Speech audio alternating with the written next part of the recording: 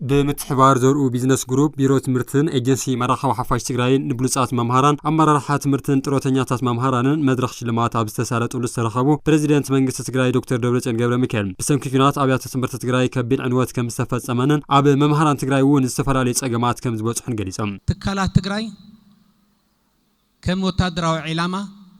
ተጠቃዕቲ ነይረን ቤት ትምህርቲ ይፈርስ بخبيد برت يوقع يعنو يقاتل زلور ما يزرف نيرو ممهران كومو بزح قرات بصحيومي ممهران بمخانم تمهارون بزح قرات بصحيومي تمهارو بمخانم ناي قصال هيوتنا يتግራይ مسر تمرت ስለዝኾነ ትምርቲ ኩለን ተካላትና ጠቃዓት ዝበጽሐን بزح قرات زبصحنين حزون مسهلو خناتات تግራይ ተታሓይዙ መምሃራን ትግራይ መሃያ ዘይምርካብ ሓዊሱ ኣብ ኩለ መዳዊ ቀሊውላ ምህላም ዝገለጹ ዶክተር ደብረጽዮን ገብረሚካኤል እንተኾነ ጸገማት መምሃራን ትግራይ ብቐጻልነት ንምፍታሕ ከም መንግስቲ ክንሰርሕና ኢሎም ሕዙን ኣብ ጸገም ከም ዘለኹምን ፍሉጥ እዩ ትግራይ ብጸገም ስለ ዘላ መምሃራኑን ኣብ ጸገም ኣለኹም ትግራይ ብሽግር ስለ ዘላ ኣመራርሓ ቤት ትምህርቱን ኣብ ጸገም ኣለኹም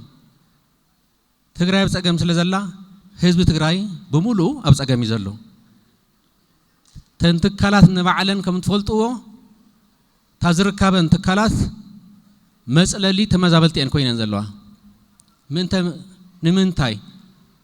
በዚሕና ይኮነን ህዝብና መረቦት ስለዘይ ተመለሰ መጽለሊ ስለዘይ ውሉ መጽለሊን ኮይነን ዘለዋ ትግራይ ኣብ ክባን ዕጽዋን ስለዘላ ደሞ ሰራሕተኛ መሊኻ መፋል ዘይካኣለሉ ኩነታት ተፈጢሩ እዚ ኩሉ ጸገም ተጻዊርኩም ናብዚ ሽልማት ዝበቕዓኹም መምሃራን ትግራይ ወለዶ ኣብ ምህናት ትሰርሑ ስለ ዘለኹም ክብሪ ይግብአኩም ክብሉ እውን ተዛሪቦም ኣብ ከቢድ ጸገም ኮይንካ ብሉጽ ስራሕ ምስራሕ ኣብ ከቢድ ፈተና ኮይንካ ምሩጽ ስራሕ ምስራሕ ናይ ምሩጽ ስለ ዝኾነ አንቱም ንሽልማት ዝቐረብኩም ብምሉእኹም ዝለዓለ ምስጋና ይብጻሕኩም ንባዕልኹም ተሸሊምኩም نوعلهم بزبلة تناخيركم اتخاليون كواهم تماهيرو ولودو تقرايهن هنز تقرايهن هنز زبلة أخن سرح ولودو تبتهانسو بملاكم أبزاك فئت الجزية مروز أتكوينكم سلزوز أهم زل على مسجنا ناهم